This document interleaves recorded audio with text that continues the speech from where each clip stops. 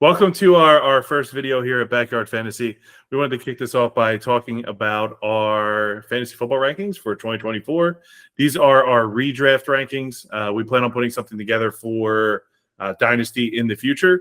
But we wanted to touch on today a few different things, starting with the top 20.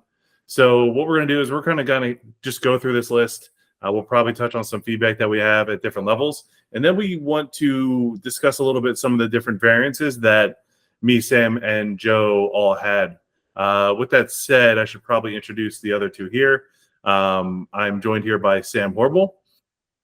He is a robot, as you will learn on the video.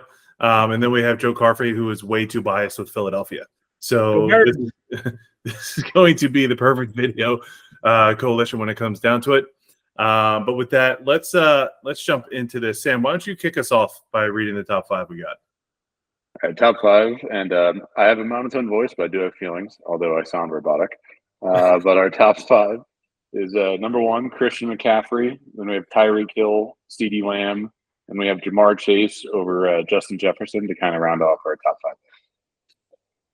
So when we picked these top five, we were pretty much in a little bit of a consensus when it came down to it. I don't think there was a single variation between us where these five weren't in the top five. Am I right? Correct. We all had them in the top five. Our order changed a little bit, though. After we all had CMC 1, but then the following four kind of varied. That's right. So just to give you guys a quick idea, similar to what you guys will see on other sites, we took this and we took the averages of the three of our rankings to help put this list together. So there's definitely some bias when it comes to some of us in different points. You'll see as you go through the different rankings, some people might seem really obscure, where someone might have seen someone in the 17th round. Other ones of us saw them in the 12th round. So it's definitely enlightening to see where people perceive different people. With that said, Joe, why don't you kick off the next five? So we have Amon-Ra St. Brown, Bijan Robinson, Sam's favorite, Breece Hall, my favorite A.J. Brown, and Garrett Wilson. All right. So the top 10 here, just like the top five, I don't think the top 10 varied from us either, right? Not at all. Yeah, it was pretty much the top 10. We were consensus in all of it. Some of them were one, maybe two spots apart. Well, but there's just no doubt that this is the first round. Well, Kyle actually had Saquon at 10. You had Saquon at 10? Yep. You're the only one. So who did you have out of the top 10 here, Joe? I had Garrett Wilson at 12. That's true. He did. So, but that's okay. This is why taking the average helps balance all this out. All right. So the next 10 leading up into 20, I'll read them off real quick. We have Jahmyr Gibbs, Saquon Barkley, Puka Nacua, Jonathan Taylor, Chris Olave, Brandon Ayuk, Kyron Williams, Mike Evans, Drake London, and Michael Pittman. When it came to the top 20, there were definitely a few variances in terms of level where we felt people should go. But I believe when it came down to it, we weren't really obscure in any one area here with who would be in the top 20, except for Sam, who I think scroll down a little bit there, Sam. I definitely skewed the average for Michael Pittman here. I think you had him at 29. I think I had him at 15 overall. Yeah, you had Pittman at 15. Joe wasn't far off, though. I had him at 17. Yeah, Joe had him at 17. I had him at 29 because I think he's a third-round wide receiver pick. And you had Marvin Harrison Jr., I think, in the second round, Sam. I had him pretty high. I had Marvin Harrison Jr. right above Michael Pittman for me at the 14, 15 kind of picks there. That's crazy. Super high on the rookie. Rookie, man. He is one of those top tier talents, and he's the number one in his offense with Kyler Murray, who looked pretty good at the end of last year. I don't see a lot of competition in that offense. They have a lot of B and C wide receivers there. I think he's going to have an insane Puka Nacua level, rookie year. Puka Nacua level, who broke records. That's it. He's a much better. Obviously, Puka had an insane season. Matthew Stafford's obviously one of the best keepers in the league. But I think just in terms of an overall prospect and skill set, Marvin Harrison Jr. is going to be a top 5 receiver next year. That's my bet. Top 5 next year, not this year. I'm not saying he'll finish top 5. Okay, I'm saying, not 2025, 2026. No, 2025. No, I think when we start drafts next year, I think we can see Marvin Harrison Jr. in the top 10 of drafts next year. That's where I would expect him to be. So this moving year. forward. Okay. This isn't 25. This is the 2024 season. 2024 to 2025. Okay. Well, we just disagree on the numbers, but No, okay. I could get your take on Marvin Harrison. Obviously, I like him a lot too. I just don't like to reach too heavily on rookie receivers in a redraft when I got sure things. that's Dynasty the thing, rankings, though. I would agree with you. I think after we get past like pick 13 or so, that's where I think the second and third round, there's a lot. You could move a lot of people around basically to the top or bottom of that list there. Like, I don't think there's any sure things. We're looking at what Chris Olave, Jonathan Taylor, Brandon Ayuk, like right after Saquon and Gibbs and those guys. Mm-hmm. I don't think any of them inspire a ton of confidence right now. Do we know Ayuk is starting the season in San Francisco? Olave, it's a new offensive coordinator, so maybe they're better, but he still has Derek Carr at QB, and Saints aren't exactly one of the best teams in the league. Taylor Moss is gone, so obviously there's hope there, but he's not super involved in the pass game, and he's struggled with injuries 2 years in a row. Like, I'm not thrilled taking any of those guys at that, 14, 15, 16 range either. All right. That's fair. I'd be fine taking Ayuk. I think he's going to be good no matter where he goes. He's a baller. Yeah. Just like taking Mike Evans. I wouldn't have an issue taking Mike Evans. I know I'm going a little bit lower on the list. Mike Evans, I have no issue taking him. Waddle, I have no issue taking him. Last year, I think it was an anomaly, mostly because he was battling a injury the majority of the year, which put him down a bit, which means Tyreek Hill just got to take all the shine from him. But I think he's going to rebound perfectly fine this year. DJ Moore, I think, is in a great situation. I think I would take him. I mean, there's a few people there where I'm just pretty confident that they'll be all right. Hupp, if he stays healthy, he's going to have a good year too. And Puka's going to fall. You're also missing Devonta Smith. AJ Brown's going to get double covered, and he's going to get a lot of the volume as well. I mean, in the 20 to 30 range here, we also see Nico Collins and Stephon Diggs. I know we have Tank Dell probably in like the 50 range. I think the Houston Texans, I think they'll be a very good team. I'm not confident of who's going to be the number one there, but I think you got to maybe take your pick and take your swing on one of them. So I think one of them is going to be top 10, top 12 receiver this year. And then the other two will probably fall much further down here. I personally think that's probably Nico Collins. I'd rather take the guy on the rise and the guy on the decline. But I'm not super confident when I'm pressing that draft button on either of them. Sure. Well, we could touch on that real quick since you brought it up, Mr. Sam. I am high on Nico Collins. I'm pretty sure I had him the highest on the variant list. Yep. Yeah, you had him at 15. Yeah, there was no doubt to me that I thought Nico Collins was going to be a stud after his year last year. He was an absolute monster last year with CJ. And Diggs being there this year is just going to open it up even more for him, which is why I'm pretty confident that he's going to have a strong showing. And to echo what you said, Sam, he's younger. Diggs is on the back end of his career at this point. Nick Collins is what, 24, 25? I think so, 25, yeah. Yeah, and Diggs is what, 32? 31, 30? Somewhere in his 30s. I don't know, Joe. That's your guy. How old is Diggs? Diggs is 30. Yeah. So I thought should be 31 in the middle of this year. Yeah, so he's on the back end, whereas Collins is younger. I'm going to lean in that direction every single day, and I think Stroud is just going to continue to get better. He showed everyone last year what he was capable of, and I don't see that changing, which is why I was so high on him. Put him at 15. It's like the reverse of Pittman between me and you guys. Yeah, I I think it's a good bet. I like Pittman too. That's what I'm saying. With the second to third round, I really think that you could make a strong argument for most of those players of being, top 15 versus top 30. I think there's compelling arguments on both sides for almost every single player that we're looking at right now. Sure. And I know I sidetracked this a little bit with the Houston Texans conversation, so my bad.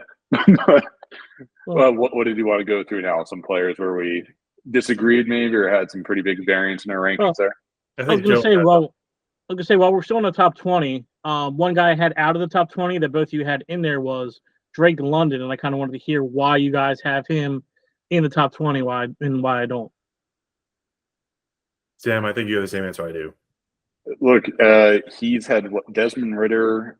Is it his whole career, or who did he have before Desmond Ridder? He had Desmond Ridder for most of it. He had Marcus Mariota. Yeah, it was Mariota then Ridder. So combination of Mariota and Ridder, and he still had performed decent. Okay. Yeah, he had decent target volume. He had some good games, good spike games, but they were I don't know how they ranked in like terms of like PFF, like QB play, but just from like the eye test, they had to be the worst QB situation in the whole league. If you remember that draft class he came in with, it was Chris Olave, Garrett Wilson, Jameson Williams, Treylon Burks. Drake London was the number one guy in that class. I think he still has the talent, and now he has, Kirk Cousins, who obviously for years supported Justin Jefferson as one of like the best fantasy football assets we've ever seen. I know Cousins is coming off of an Achilles injury.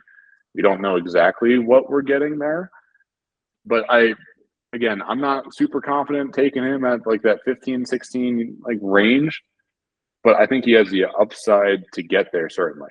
And I think it's the same argument. I'd rather have him over Waddle, Devonta Smith, some of these other high-end wide receiver 2 guys. I'll take my swing on London.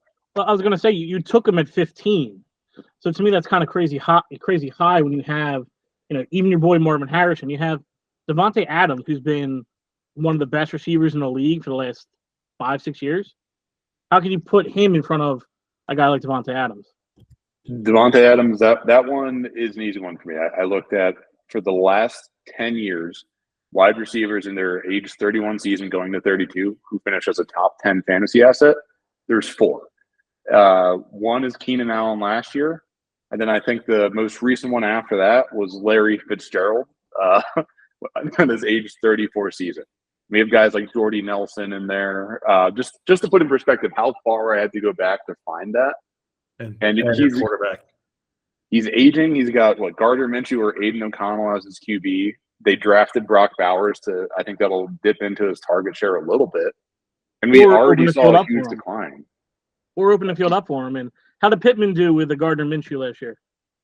Pittman did good with Gardner Minshew, but right now it seems like Antonio Pierce is leaning towards Aiden O'Connell, which I think they're going to give it to the young guy, see what he can do, and if not, roll their dice with in the draft. Which, again, I think Devontae Adams will have a fine season, but he's priced as a wide receiver 10 right now, and I'm just passing on him there. I'm not taking him.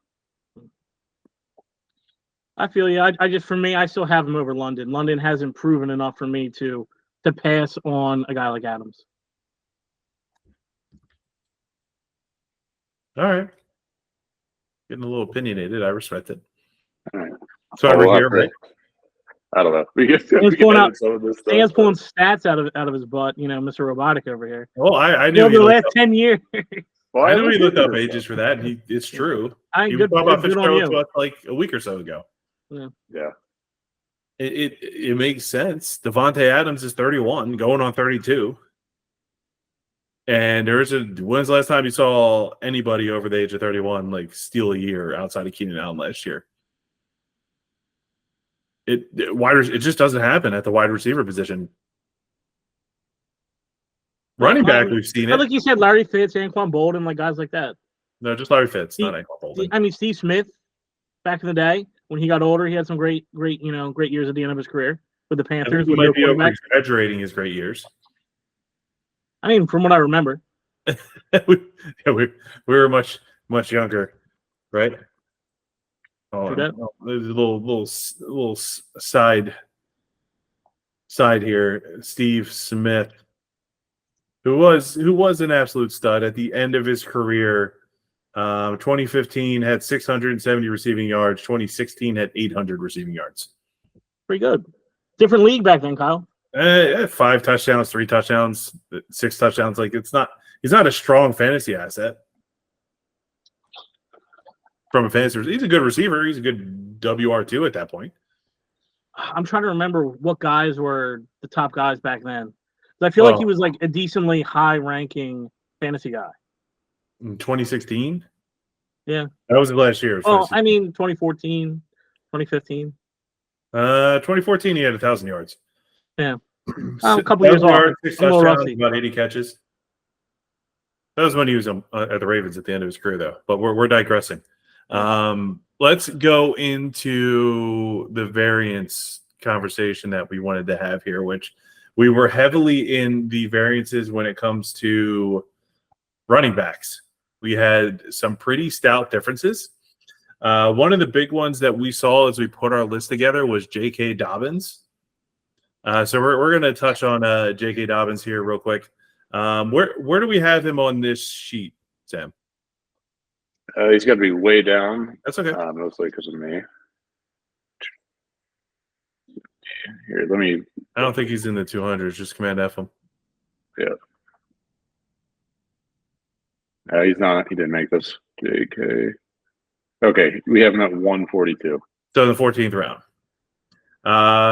To give you guys perspective on where we all placed him, Sam had him at 175. So 17th round. I had him in the 13th round at 130, and Joe had him in the 11th round at 114. Obviously, a huge variance. A little small variance between Joe and I, not too drastic, but then Sam was like way out there, like you shouldn't even draft him. Curious, Sam. Why so low?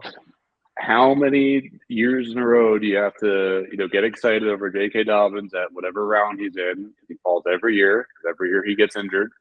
And then every year you think he's a good value pick. I'm just avoiding him. I don't think he's worth the hassle. I think Gus Edwards is the RB1. And I like Kamani Vidal out of Troy, who the Chargers drafted in the 6th round.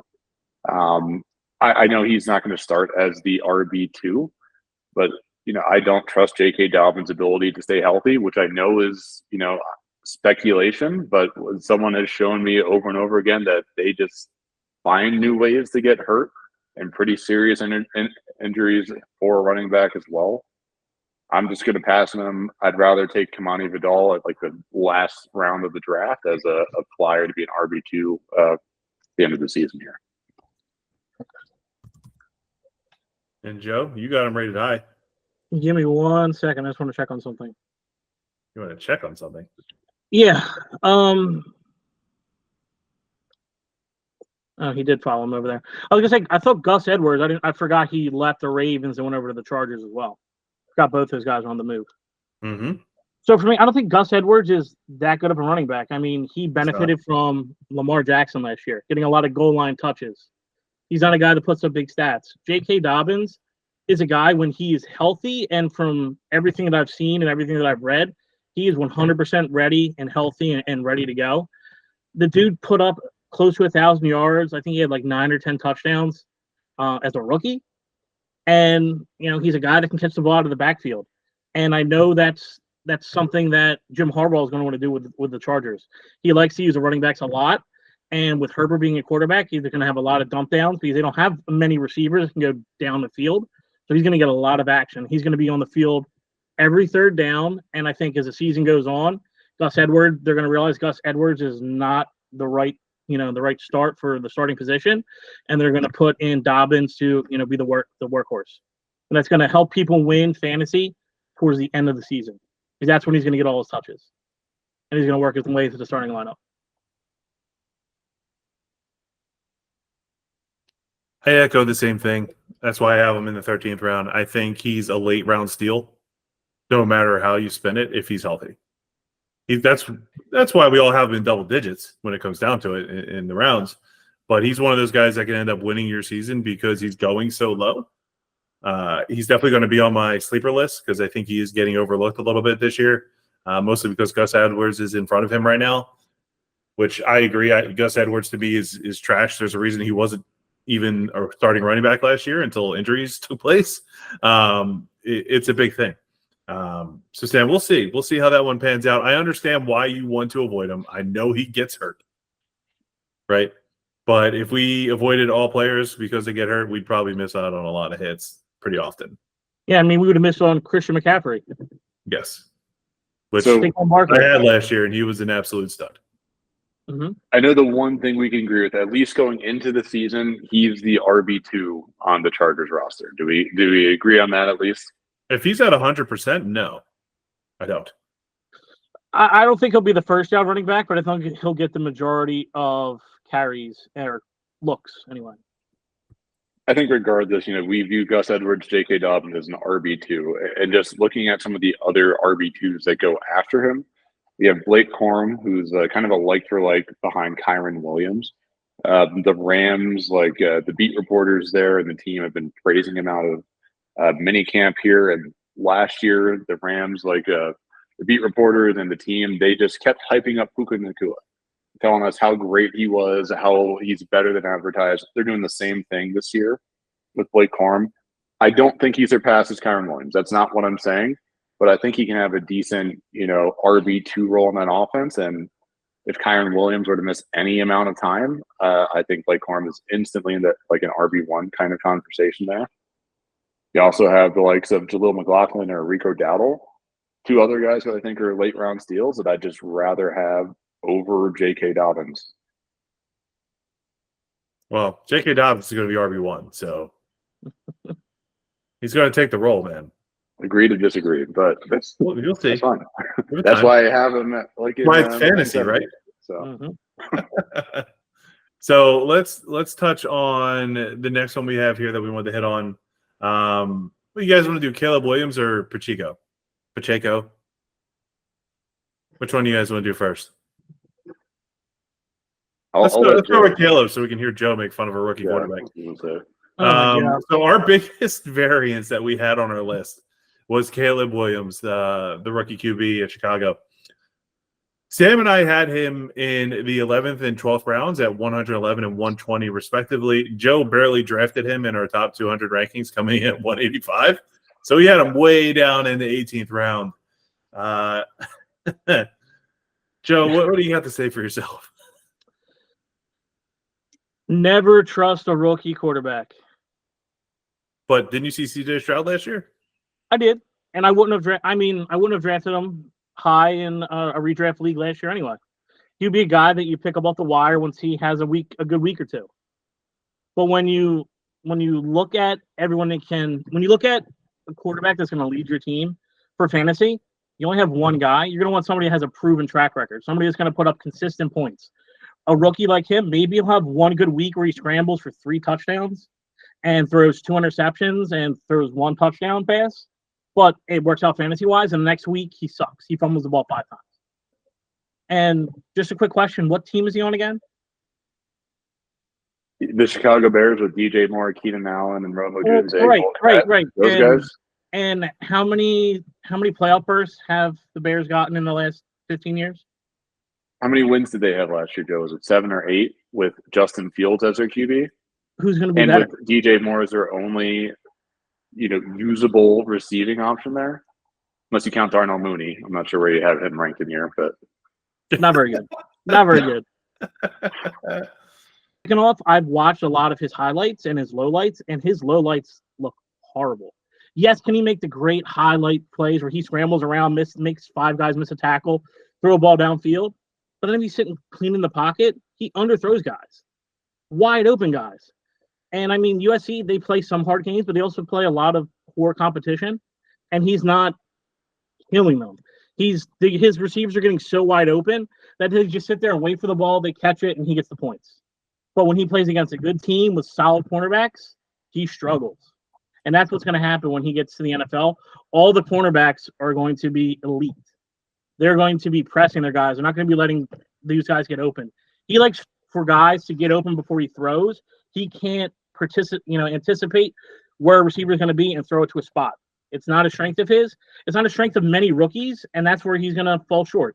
He's going to throw a lot of interceptions. Well, Joe, if we were arguing over taking him as a top 5 QB, sure, what you're saying is valid. But he is, even in like Kyle and I's rankings, he's going in the 10th, 11th round of drafts here. He's going behind guys like Jordan Love, Kyler Murray, which I would agree with. I absolutely have those guys ahead of him. But to take him as like, a late round QB ahead of someone like Tua or Jared Goff or Kirk Cousins, you don't think the upside's there at all? I would take Kirk Cousins, Tua over him any day of the week. Any day of the week. Not to mention when you're doing a redraft league, if you're drafting a quarterback semi early, you're not going to draft another quarterback. If you draft a quarterback late, you're going to want to go for somebody that has the consistency. And at least when I draft in fantasy, what I do towards the end, I'm looking for second stringers. I'm looking for sleepers. I'm looking for guys like J.K. Dobbins. I'm looking for guys like, Blake Corum. I'm looking for guys like Julio, McLaughlin. Those guys I'd rather draft ahead of a quarterback that may or may not be good. I'd rather have those bench players to back up my starters in case they get hurt. And that's another reason, if I'm going to draft them very, very late. If all those other guys that I want for sleepers are gone, then I pick them up. I take a chance on them. But why would I skip on all these other guys? Ricky Purcell for the 49ers. He might be somebody that's going to, put up numbers if he gets a couple of looks in the starting lineup over somebody like him. Kyle, I think you and I had the same facial reaction when he said, I'd rather take someone who's consistent. I'll let you go if you want to elaborate on that. No, I understand your point, Joe, when it comes to a lot of this stuff. In a redraft league, it's obviously going to be a little bit more subjective. I'm usually not taking a quarterback myself until usually after the 10th round. It's very, very, very rare that I take somebody before the 10th round to begin with when it comes to – moral of the story is if you're taking a quarterback before the 10th round, I think you're a fool. But there's just too much – like the quarterback play between the 10th to the 20th round as a whole is like minuscule in terms of separation and total points. Always. In just about any fantasy league I have ever seen. Do you get some benefit to having a QB like Josh Allen, Jalen Hurts, Mahomes, maybe Richardson this year, hopefully if he's healthy, and those running QBs? You do. They'll give you a little bit of upside. But when it comes to the back-end QB where they're not rushing quarterbacks and we're looking at pocket passers, the variance is not that drastic. And I think this year we're going to see someone like Caleb Williams probably surprise a lot of people because he's got weapons around him. I'll ask you this. Can he throw the ball better than Jalen Hurts? Probably not. Probably not. Out of here. They both struggle throwing the balls. Oh, my gosh. That killed Joe on the inside. Stop it. To echo your point, I mean, Kyle, if I'm drafting, I agree. I like to wait on QBs as well. But when I go to draft a QB, I want to go for upside. I want someone who does have a little bit of mobility, who can rush. Mm-hmm. I like Jaden Daniels a lot this year, too. I think he and Caleb both have like a rushing element to their game.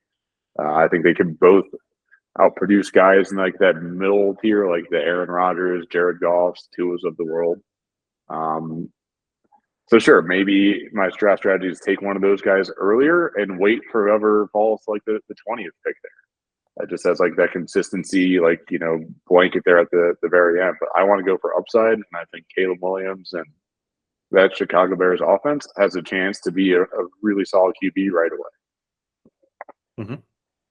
Yeah, I'm just not seeing it just with what I've seen in his film, him not being consistently hitting his receivers. And not to mention, he's a guy, I don't want to compare him to Carson Wentz, but he's a guy that just likes to extend the play no matter what. And we know what happened to Carson. He got hurt. And I feel like that could be happening to him as well. When he's scrambling the ball, these NFL defensive linemen, these NFL linebackers, these NFL cornerbackers on blitzes, they're a lot more agile and quicker than what he was seeing in college. And he's going to get lit up. So, Joe, Carson Wentz was like, what, QB2 before he got hurt in fantasy? Yeah. This is redraft. So if that's your argument, I feel like that works against you a little bit. No, because again, Carson Wentz's rookie year, I wouldn't have drafted him. When he went around 500 his rookie year. His next year was the year he took off. Would I have drafted him his second year coming into the league because I saw potential there? Yes, but his first year as a rookie, I'd rather go for somebody that's more consistent and has a proven track record. Again, like when we've talked about, you trading Gibbs away for future picks, right? You're going a guy that has put up great stats last year as a rookie, who wasn't even a full-time starter, and you're looking to get guys that will hopefully turn into something. I'd rather have a sure bet than just throwing, rocks, rocks at whatever. I can't think what I'm trying to say. Rocks at whatever. Yeah. All right, let's move on. Yeah. Since we're throwing rocks at whatever. Rocks at whatever. We're talking about Pacheco now? Am I saying his name right? I feel like I'm saying it. I think it's Pacheco. Pacheco? I think so. Pacheco. Isaiah Pacheco. All right, that's what we'll go with. So let's talk about him next. So here's the variance that we had on Isaiah Pacheco. Sam and Joe each had him in the third round, pretty much back to back.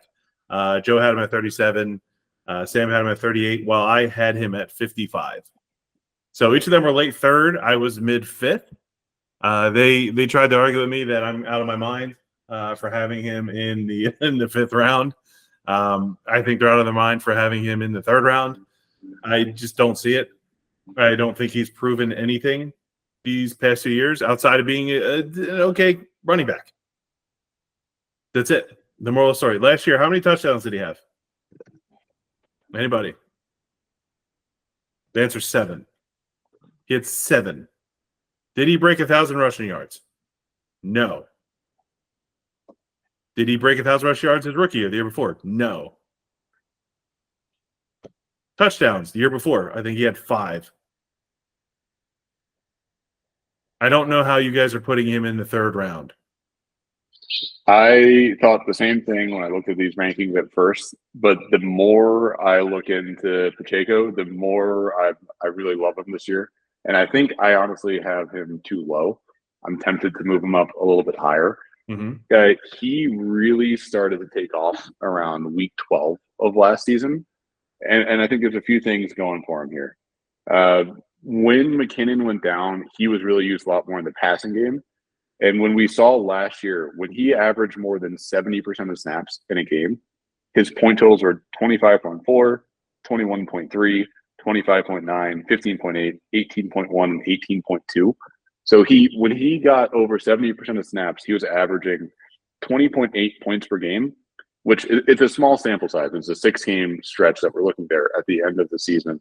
But McKinnon's not coming back this year. And if he can maintain even close to that pace, that put him at the RB3 compared to points on a points per game perspective on that stretch there. He proved that he could be involved in the pass game, which was my biggest, reason I faded on him so much last year. I didn't think he'd be involved at all. I think he can do that. He runs like a madman, like he's trying to, kill whatever is in front of him. But staying healthy is probably my biggest concern for Pacheco. But I think he's going to carve out a much bigger percentage of snaps and carries this year for the Chiefs, who also now have Xavier Worthy and Hollywood Brown in that team to open up the top a little bit. I don't think he'll be facing stacked boxes as much either. I genuinely, I think I have him too low. I think I could move him up a couple of spots here too. Joe? I totally agree with everything that's said. We were talking the other day, and I was like, I could see myself drafting him higher up in the league. Like, if we take a look at the running backs ahead, Devonta A-Chain, did he have an awesome year as a rookie? Yes, but he get hurt a lot and have some monster games that if you balance it out, I could see Pacheco being above him. Josh Jacobs, I'm not huge on him whatsoever. It's somebody that I don't think any of us are really high on. I could see him being above him as well. Rashad White, I think they're going to be in the same ball field. Same with Derrick Henry, honestly.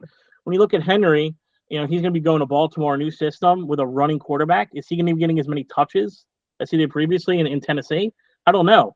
And because of that, I could see Pacheco moving up the ranks.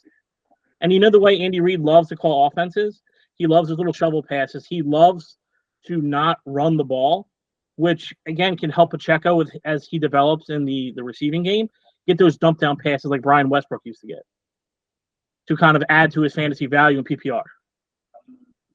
I mean, it would if it happened. I think it will.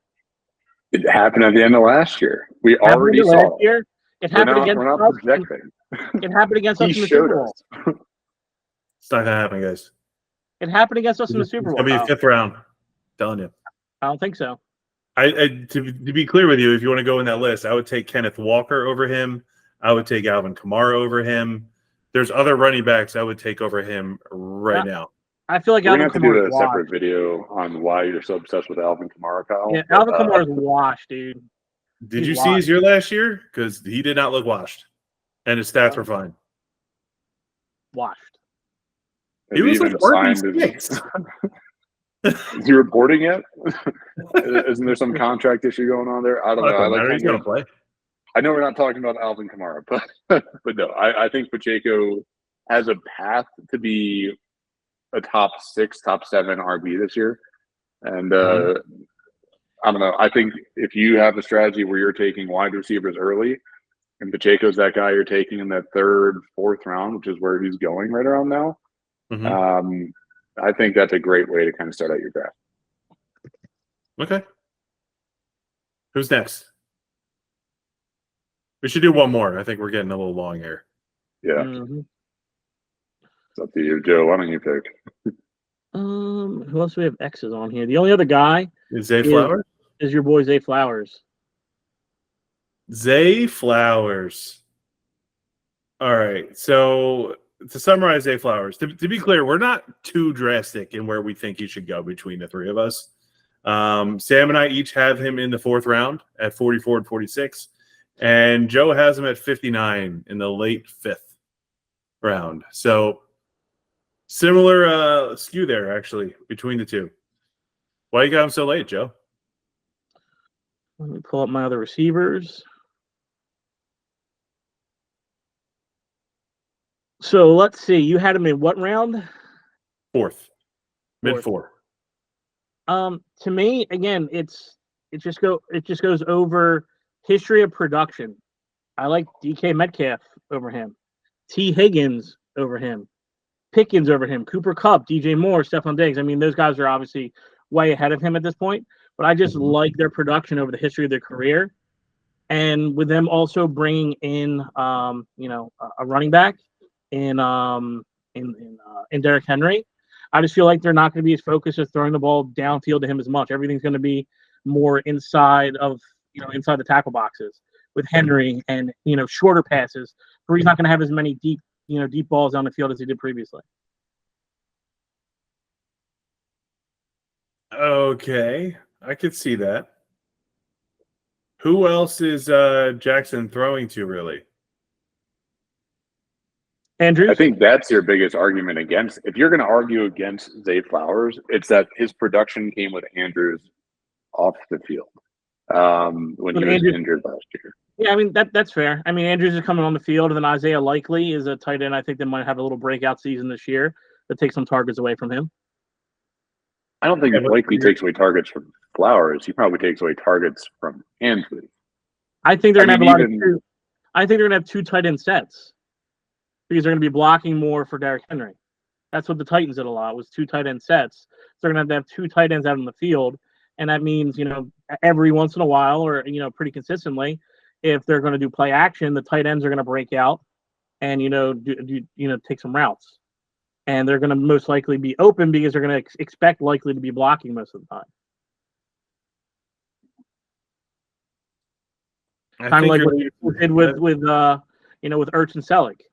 Selleck had some big games because nobody expected him to, go downfield and run a route. Sure. But I think you're sitting in a state where you're expecting the tight ends to be the primary receivers. I do. There's a reason Andrews is drafted so high and gets such volume. Yeah, because all tight ends struggled when he got hurt. Huh? I said, yeah, because all tight ends are garbage. I'm not going to knock Mark Andrews. I know he's a stud. I get it. He definitely is, but I don't think he's going to be there taking share away from Zay. I do. He's not fast like Zay Flowers is. It's a different role in the offense. I Yeah. agree. I think the Ravens will run a lot of 2 tight end sets, but who else in the receiving corps is even remotely competing with Zay Flowers? There's Rashad Bateman and Tez Walker as the wide receiver 3. Yeah, Bateman's the only one. Zay Flowers really it took him a bit to get going last year, but again, a lot of his production came after Andrews went down. But he showed he could be a red zone threat, he could be an underneath threat, he could be a deep threat. And now we have Derrick Henry as an addition to the offense. I don't think that's a bad thing. I think that the defense will have to stack the box a bit more against the Ravens this year, and they still have to sit in zone coverage because Lamar can take off and rip a 30-yard runoff, which I think that's where Zay Flowers can kind of work in a lot of different areas. And we saw the targets there, we saw the ability after the catch, we saw the red zone work. I think he's just going to continue that. He did well with Likely in the offense last year when Andrews was out. I'm not worried about Likely and Andrews killing his target share. I'm just thinking, like, if I'm a defensive coordinator going against them, I'm gonna play like a cover 1 and have that safety just drift to the side wherever Flowers is. Take that ability for him to go over the top away. So then what's open? Tight end game, and that's where I feel like he's either going to run or he's going to throw to the tight ends. I think they're going to be able to take the deep ball away from him with the defensive coverage. See, that's what I would do about the defensive coordinator. I think it reverses in what you're expecting. I think they're going to expect them to go heavy Mark Andrews, and it's going to give Zay space. Yeah. I mean, it all depends on the defensive coordinator. I mean, if you're playing the cover 1, most of your guys are up in the box. You have one safety deep, and the other guy's playing man, right? Then all you have to have that safety, instead of him coming down, and blitzing, you just have him watch and kind of shadow where Zay Flowers is and kind of take him out of the game. Keep him everything short. I mean, we've seen him against top corners. What was it in the AFC Championship? He was up against L'Jarius Sneed the whole time. And L'Jarius Sneed obviously had that one, great play where he punched the ball out at the goal line out of Zay Flowers' hands. But he still put up like a 20-point fantasy game against one of the best cornerbacks in the league. I think he is extremely talented. I think you can use him in a ton of different ways. And I don't think the Ravens have any other choice but to consistently use him in that offense. And considering he's a wide receiver 1, going in our rankings at wide receiver 2 levels. I mean, that's fair. I just value the longevity of these other people and the numbers they put up consistently over his ability to put up bigger numbers than what they can do. That's fair. Again, I see DK Metcalf as the number 1 in Seattle. And then if he would end up leaving Seattle or getting traded this year, he'll probably be a number 1 anywhere he goes as well. Well, yeah, it's DK Metcalf. That's what I mean. I have him over Zay. You guys have him over Zay? I think we do. I don't think that's the argument. Yeah, I have Zay over T. Higgins and George Pickens. I have DK Metcalf ahead of them, though. Yeah, we all have him higher than Zay. I'm just saying the guys above Zay. I mean, Pickens. I mean, again, I just feel like Pickens is comparable player to Zay. T. Higgins has a history of playing well. Malik Neighbors again. I'm taking a team right now. What's that? T. Higgins. We don't know where he's going to be. He's going to be. I thought he signed a one-year contract. 1-year contract. Oh, did he officially sign it? I missed that. Yeah, that's why I put him there. If he didn't sign, I would have had him lower. But because he signed, I ended up putting him higher. Sure, Higgins is a 2 as well. Right. But that's the thing. He's a 2. Oh, 1. I understand that, but again, we also have Devonta Smith as a 2 over Zay Flowers as a 1. He's a better player. Yeah, that's true.